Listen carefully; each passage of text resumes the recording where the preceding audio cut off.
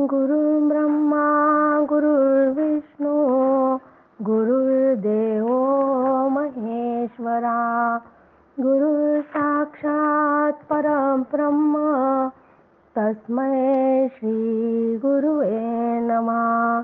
मला वाटते अंतरित्वा वसावे तुझ्या दासबोधासित्वा बोध व्हावे. अपत्या परी पाववी प्रेम ग्रासा महाराजया सद्गुरु रामदासा. श्रीराम शुकासारिके पूर्ण वैराग्य जाचे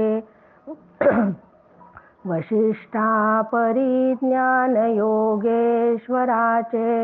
कवी वाल्मिका सारिखा मान्य ऐसा नमस्कार माझा सद्गुरु रामदासा. जय जय रघुवीर समर्थ. सद्गुरु प्रल्हाद महाराज डॉक्टर काका व आदरणीय मंदाताईंना नमस्कार करते. जयश्री ताईंनाही नमस्कार करते. दासबोध अभ्यास वर्गासाठी जमलेल्या तुम्हा सर्व श्रोत्यांना वंदन करते. आज दशक 15 समास 9 पिंडोत्पत्ती निरूपण. या समासात पिंडाची म्हणजे जीवाची उत्पत्ती कशी होते सांगितले आहे. पहिल्या 1 ते 23 ओव्यांमध्ये जीव आणि वनस्पती यांची क्रमाने वाढ होते. त्यांच्यापासून पुन्हा बीज व बीजापासून पुन्हा वनस्पती असे चक्र सांगितले आहे. श्रीराम समर्थ. श्रीराम चौखाणींचे प्राणी असती अवघे उदकेची वाढती ऐसी होती आणि जाती असंख्यात. श्रीराम तत्वांचे शरीर झाले अंतरात्म्या सगट वळले त्यांचे मूळ जे शोधिले ते उदक रूप. श्रीराम चारी खाणी अंडज जारस स्वदेश व उद्बीज अशा 84 लक्ष प्रकारच्या योनींमध्ये प्राणी जन्माला येतात व मरतात. या चारही योनी पाण्याने वाढतात. शरीर अष्टधा प्रकृतीचे असते म्हणजे हा पिंड अष्टधा प्रकृतीचा ईश्वरासह तयार झाला. त्याचे मूळ शोधले असता तेही उदकात आहे. शरतत्काळची शरीरे पिळ पिळो झिरपती नीरे उभय रे ते कत्रे मिसळती रक्ती. श्रीराम अन्नरस देहरस रक्त रे ते बांधे मूस रसत्वय सावकाश वाढो लागे. श्रीराम की पावसाळ्यात अनेक प्रकारच्या लतावेली वाढलेल्या दिसतात. त्या लतावेली दाबून पाहिल्या तर त्यातून पाणी गळते म्हणजे त्या वेलांमध्ये केवळ पाणीच असते. त्याचप्रमाणे जलप्रधान रेत व स्त्री बीजाने गर्भधारणा होऊन त्याला वारेतून रक्त पुरवठा होतो. जलप्रधान रेत व स्त्री बीज या 2 रसांना अन्नरसाचा व अन्य स्वादुपिंडादी रसांचा पुरवठा होतो व त्याने तो पिंड वाढीला लागतो. वाढता वाढता वाढले कोमळांचे कठीण झाले पुढे उदक पलसावले नाना अवेवी. श्रीराम संपूर्ण होता बाहेरी पडे भूमीस पडता मग ते रडे अवघ्यांचे अवघे सगळे ऐसे आहे. श्रीराम कुडी वाढे कुबुद्धी वाढे मुळापासून अवघेची घडे अवघेची मोडे आणि वाढे देखत देखता. श्रीराम की असा हा जो पिंड आहे तो पिंड मुळात अत्यंत नाजूक व मऊ असतो. तो थोडासा वाढल्यावर त्याला तो टणक होऊन सर्व अवयवात अनेक रूपाने तिथे पाणीच पसरलेले असते.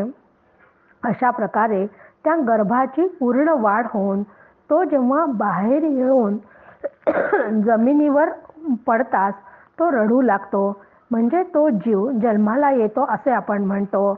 सर्व जन्माला येणाऱ्यांचे असेच होते. अशा या मुलांची हळूहळू वाढ व्हायला लागते. जन्माला आलेला प्रत्येक जीव हळूहळू वाढायला जेव्हा सुरुवात होते, प्रथम जेव्हा हा जीव नुकताच या जगात येतो, तेव्हा त्याच्या दृष्टीने सर्व जग सारखेच असते. या सृष्टीतील प्रत्येक स्त्री त्याच्यासाठी सारखीच असते. पण थोडे कळायला लागल्याबरोबर इतर स्त्रिया व आपली आई यातील फरक त्याला जाणवू लागतो. आईला तो इतर स्त्रियांपेक्षा वेगळा समजायला लागतो. सर्व पुरुषांमध्येही आपल्या बाबांना म्हणजे वडिलांना तो ओळखायला लागतो. आधी भेद वाटत नव्हता, तर आता जसे जसे बाळ वाढायला लागले तसा हळूहळू भेद निर्माण व्हायला सुरू झाले. मग माझी आई, माझे बाबा, माझे काका, आत्या, मामा अशा भेदाला सुरुवात झाल्याबरोबर माझ्या असणाऱ्या व्यक्तींवर तो प्रेम करायला लागला. मग माझी खेळणी दुसऱ्यांची खेळणी म्हणजे पुन्हा माझे व तुझे असा भेद सुरू झाला. असे करता करता मी व माझे यात तो आसक्त होता होता त्या आसक्तीबरोबरच माझे तुझे निर्माण व्हायला लागल्याबरोबर भेदाबरोबरच स्वार्थही कळू लागला. हे सर्व कळत न कळत होत जाते. सुरुवातीच्या सर्व सवयी प्रवृत्ती मोडून त्या ठिकाणी नव्या निर्माण होतात. असे मोडणे व घडणे सर्वांच्या देखत सुरू असते. हळूहळू पुढे अवघियांचे शरीर दिवसेंदिवस झाले थोर. सुचो लागला विचार काही काही श्रीराम. फळामध्ये बीज आले तेने न्याय तेथे झाले. ऐकता देखता उमजले सकळ काही श्रीराम. की अशा या सगळ्यांच्या शरीराचे हळूहळू वाढ होत जाऊन त्यामध्ये नवीन नवीन विचार सुचायला लागतात. म्हणजे शरीराची वाढ होत असताना बुद्धीही अनेक प्रकारे काम करू लागते. बीज फळात रूपांतरित होते, अगदी तसेच येथे होते हे लक्षात घ्यावे. ऐकून व निरीक्षणाने हे लक्षात येते. बीज उदके अंकुरती, उदक नसता उडून जाती. एके ठाई उदक माती, होता बरे श्रीराम. दोही मध्ये असता बीज, बीजोने अंकुर सहज. वाढता वाढता पुढे रीज, उदंड आहे श्रीराम. की या बीजाला पाणी मिळाले की त्याला अंकुर फुटतात, नाहीतर ते वाऱ्याबरोबर बीज उडून जातात. बीज, माती व पाणी या तिघांचा संयोग झाला तरच अंकुर फुटतो. म्हणजे खाली माती व वर पाणी असले की आपोआप अंकुर वाढून पुढे अमाप असे पीक येते. इकडे मुळ्या धावा घेती, तिकडे अग्रे हे लावती. मुळे अग्न द्विधा होती, बीजापासून श्रीराम. मुळ्या चालल्या पाताळी, अग्रे धावती अंतराळी. नाना पत्री पुष्पी फळी, लगडली झाडे श्रीराम. फळावडील सुमने, सुमनावडील पाने, पानावडील अनुसंधाने. काष्टे अवघी श्रीराम. की असा प्रकारे जमिनीत मुळ्या जातात आणि वनस्पतींची शेंडे आकाशाकडे वाढतात. हे दोन्हीही एका बीजापासूनच घडते. जमिनीखाली सगळीकडे मुळे पसरतात तर वनस्पतींची शेंडे फोफावतात व झाडांना अनेक पाने, फुले व फळे लागतात. या फळांआधी फुले येतात, फुलांच्या अगोदर पाने उगवतात व पानापूर्वी वेली किंवा खोड असते. काष्टावडील मुळ्या बारीक, मुळ्यावडील ते उदक. उदक आळोन कौतुक, भूमंडळाचे श्रीराम. याची ऐसी आहे प्रचिती, तेव्हा सकळावडील जगती. जगती वडील मूर्ती, आपो नारायणाची श्रीराम. तयावडील अग्निदेव, अग्निवडील वायुदेव. वायुदेवावडील स्वभाव, अंतरात्म्याचा श्रीराम. की इथं अनेक वेळा वडील हा जो शब्द आला आहे, तर वडील म्हणजे वयाने वडील अशा अर्थाने नाही, तर वडील म्हणजे आधी असणे. जसे मुलाच्या आधी त्याचे वडील असतात त्याप्रमाणे. म्हणून खोड आधी असणारी मुळे सूक्ष्म असून त्या मुळांना पाण्याने जीवन मिळते. पाणी जमिनीत जिरल्यानेच पृथ्वी वृक्षवेलींना हिरवीगार करत असते. हे सर्वांना सहजच कळते. म्हणून मुळाहून पृथ्वी आधीची असली तरी त्या अगोदर जलदेवता आहे. त्या जलदेवतेच्या अगोदर अग्नी आणि अग्नीच्या आधी वायू व ईश्वर म्हणजेच ईश्वर हे अधिकाधिक सूक्ष्म सूक्ष्म होत जातात व क्रमाने तेच अगोदर असतात. सकळा वडील अंतरात्मा त्या सेनेने तो दुरात्मा. दुरात्मा म्हणजे दुरी आत्मा अंतरला तया श्रीराम. जवळी असोन चुकले प्रत्ययास नाही सोकले. उगेचे आले आणि गेले देवाच करिता श्रीराम. म्हणून सर्वप्रथम ईश्वरच असून त्याला न जाणणारा आहे त्याला इथे समर्थांनी दुरात्मा म्हटले आहे, की ज्याला आत्मज्ञान न झाल्याने तो आत्म्यापासून दूर राहतो तोच दुरात्मा होय. म्हणून पृथ्वीवरील प्राण्यांचे जन्ममरण हे देवामुळेच होतात. अतिजवळ म्हणजे अंतःकरणातच देव व्यापून असूनही त्याची जिज्ञासा न होणारे, त्याला न जाणणारे जन्माला येऊन फुकटच मरतात. म्हणून सकळा वडील देव त्यासी होता अनन्य भाव. मग हे प्रकृतीचा स्वभाव पालटो लागे श्रीराम. करिया पुला व्यासंग कदापि नवे ध्यानभंग. बोलणे चालणे वेग पडोच नेदी श्रीराम. की म्हणून सगळ्यांमध्ये वडील आहे तो देवच आहे. म्हणून देव आद्य आहे. म्हणून ज्ञानेश्वर महाराज म्हणतात, ज्ञानेश्वरीची सुरुवात करताना ओम नमोजी आद्या वेद प्रतिपाद्या जय जय स्वयंसंवेद्या आत्मरूपा या ओवीनेच ग्रंथाची सुरुवात केली आहे. असा हा अंतरात्मा सर्वात सूक्ष्म असून त्याच्याशी जर अंतःकरण वृत्ती एकरूप झाली तर शरीराकडे व जगताकडे बघण्याची दृष्टी बदलते. आणि दृष्टी एकदा बदलली की तो अंतरात्मा मी आहे असा निश्चय झाला तर ते दृश्य जगाचे सत्यत्व मावळते. आतापर्यंत सत्य वाटणारी ही प्रकृती सत्य वाटत नाही असे अज्ञान जाऊन ज्ञान प्रगट झाले की कुठलेही काम करताना, आपला व्यवसाय करीत असतानाही सतत देवाच्या अनुसंधानात राहता येते. हे साधण्यासाठी सतत व्यासंग ध्यान चालू ठेवावे व सर्व वागणे बोलणे आपल्या व्यासंगाशी सुसंगत असावे. करिया जे वडिली निर्माण केले ते पाहिजे पाहिले. काय काय वडिली केले किती पहावे श्रीराम. तो वडील जेथे चेतला तोची भाग्य पुरुष झाला. अल्पचेतने तयाला अल्पभाग्य श्रीराम. तया नारायणाला मनी अखंड आठवावे ध्यानी. मग ते लक्ष्मी तयापासूनी जाईल कोठे श्रीराम. की पूर्वजांनी जे संस्कार कुटुंब सांभाळण्यासाठी करतात, जे कष्ट करतात प्रयत्न करून जे जे काही त्यांनी निर्माण केले ते व भाग्य प्राप्त केले, हे व्यवहारात जसे आपल्याला पाहावे लागते व सांभाळावे लागते. पण सर्वात जो आद्य पुरुष ईश्वर आहे त्याने निर्माण केलेली ही अफाट सृष्टी किती म्हणून पाहावी. की ही जीवसृष्टी निर्माण करणारा ईश्वर हा अंतरात्मा जेथे पूर्णपणे प्रगट होतो म्हणजे त्याचे यथार्थ ज्ञान होते त्यालाच भाग्यवंत म्हणावे. केवळ परोक्ष ज्ञानाने ते भाग्य कधीच मिळत नाही.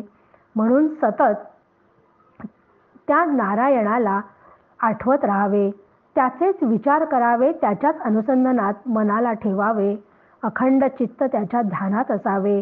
असा ध्यानी मनी अखंड नारायण असेल तर लक्ष्मी त्याला सोडून कुठे जाणार आहे. नारायण जवळ असेल तर त्याच्या पाठोपाठ लक्ष्मी येतेच. नारायणाच्या पायाजवळच लक्ष्मी सतत बसलेली असते.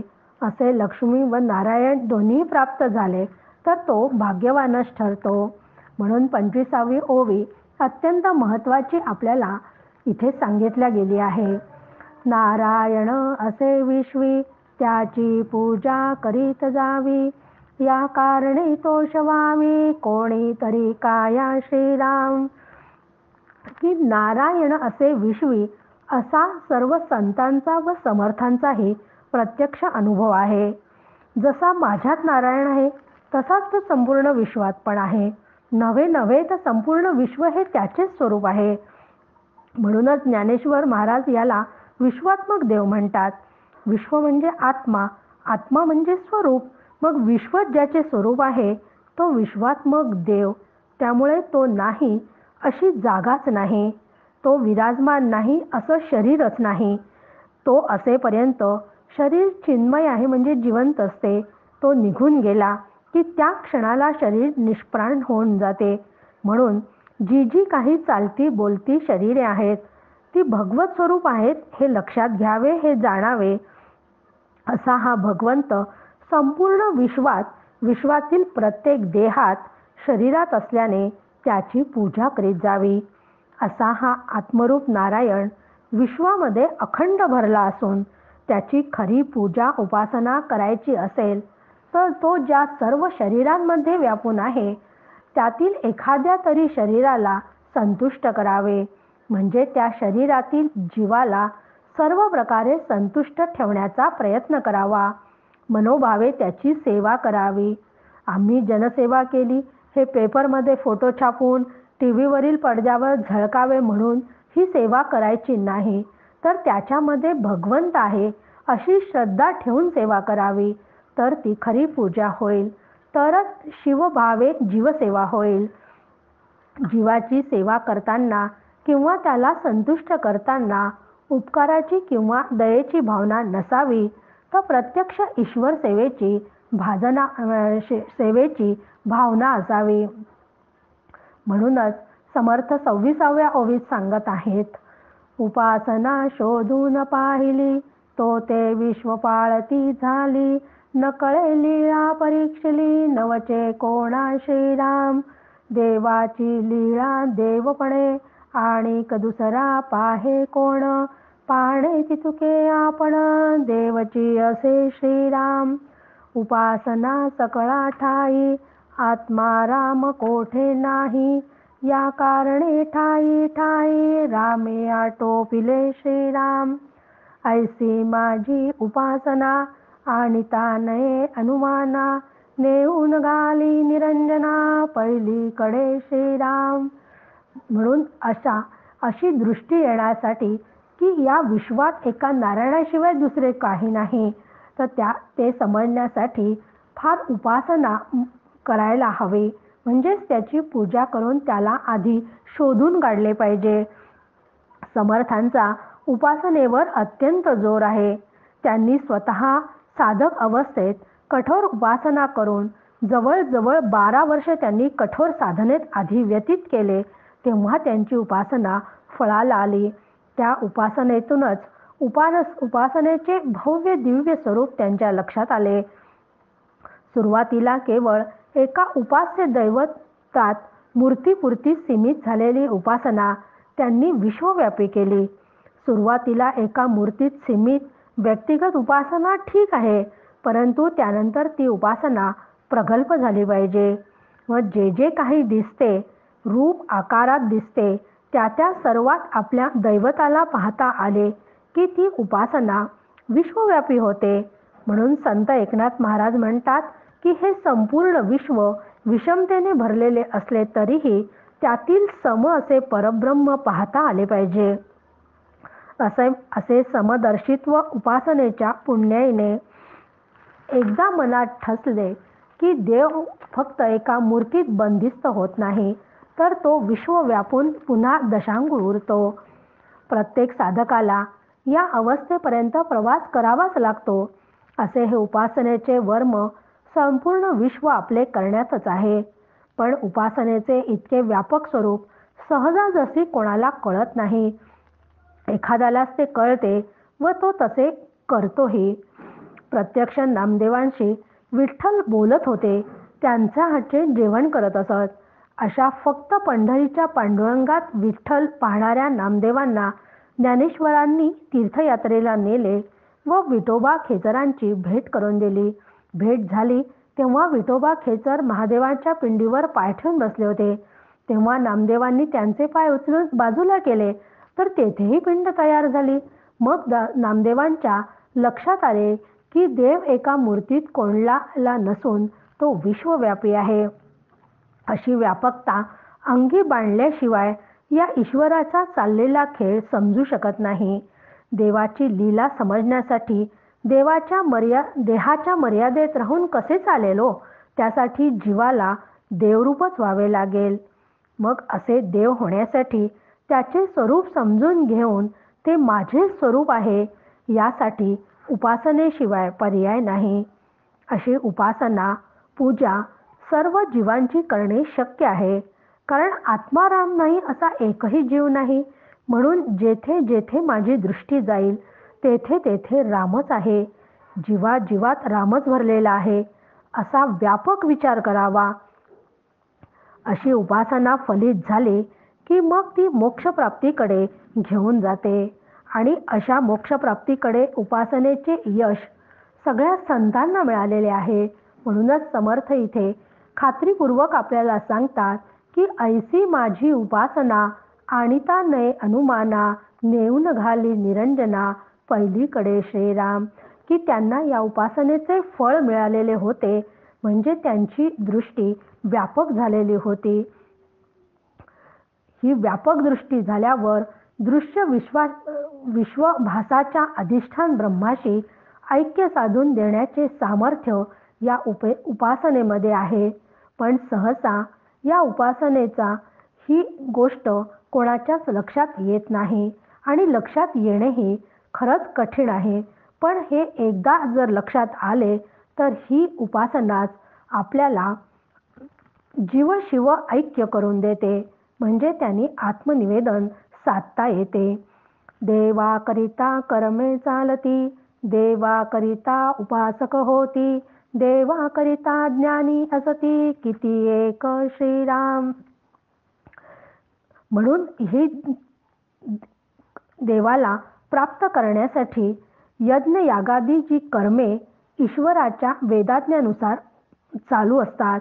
देवावरील प्रेमामुळेच लोक उपासना करतात व देवाच्या जिज्ञासेमुळे अनेक साधक ज्ञानमार्गाने जातात. नाना शास्त्रे नाना मते देवासी बोलिला समजते, नेमका नेमक व्यस्ता व्यस्ते कर्मानुसार श्रीराम. देवास अवघे लागे करावे, त्यात घेऊ ये तितुके घ्यावे, अधिकारा सारखे चालावे म्हणजे बरे श्रीराम. की म्हणून अनेक प्रकारची शास्त्रे समजून घ्यावी. त्यातील वेगळी वेगळी जी मते आहेत त्यांना ईश्वराच्या वेदांचाच आधार आहे. कारण वेद ईश्वराचे निश्चय अस्तित्व आहे. म्हणून कुठलेही कर्म करताना ते कर्म विधीप्रमाणे करणे किंवा न करणे व ती मते व्यवस्थित समजावून घेणे किंवा न घेणे हे माणसाच्या कर्मानुसार घडते. ते त्याच्याच हातात असते. म्हणून चांगले काय आहे, वाईट काय, खरे खोटे काय, सत्कर्म काय, कुकर्म काय, देव काय, दानव काय, अशा सर्व गोष्टी देवाच्या सृष्टीत आहे. त्यातील घेण्यास योग्य असतील त्याच घ्याव्यात. स्वतःचा अधिकार क्षमता ओळखून योग्य तो साधन मार्ग निवडणे यातच जीवाचे कल्याण आहे. आवाहन विसर्जन ऐसेचे बोलिले विधान, पूर्वपक्ष झाला जेथून सिद्धांत पुढे श्रीराम. वेदांत सिद्धांत धांदात प्रचित प्रमाण नेमस्त, पंचीकरण सांडून हित वाक्यार्थ पहावा श्रीराम. म्हणून समर्थ इथे आपल्याला सांगतात आहे की आधी मिथ्या उभारावे. कारण आधी हे मिथ्या जग बहुतेक लोकांना सत्य वाटते.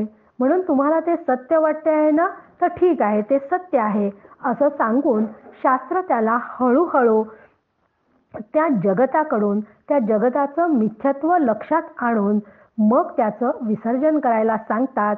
म्हणूनच आधी मिथ्या उभारावे हे आवाहन करून मग ते उभारून सांडावे म्हणजे विसर्जन, अशी तत्वज्ञानाच्या मांडण्याची रीत शास्त्र आपल्याला हळूहळू समजून घ्यावे लागते. मग आतापर्यंत जग सत्य आहे हे गृहीत धरून आवाहनात्मक पूर्वपक्ष मांडून झाला. म्हणून पुढील समासात विसर्जनात्मक सिद्धांत पक्ष सांगू. ते सांगताना शेवटच्या ओवीत समर्थ आपल्याला सांगत आहेत की वेदांत शास्त्रातील तत्वज्ञान श्री गुरुमुखातून श्रवण करून त्याचा अपरोक्ष अनुभव घ्यावा. अपरोक्षानुभूतीच सर्वात महत्त्वाची असल्याने त्यासाठी पंचीकृत दृश्य जगत बाजूला सारून श्रीगुरूंनी दिलेल्या तत्वमसी सारख्या महावाक्यातील तिन्ही पदांचा म्हणजे तत्त्वम असी या तिन्ही पदांचा श्री गुरूंकडून बोध करून घ्यावा. जय जय रघुवीर समर्थ.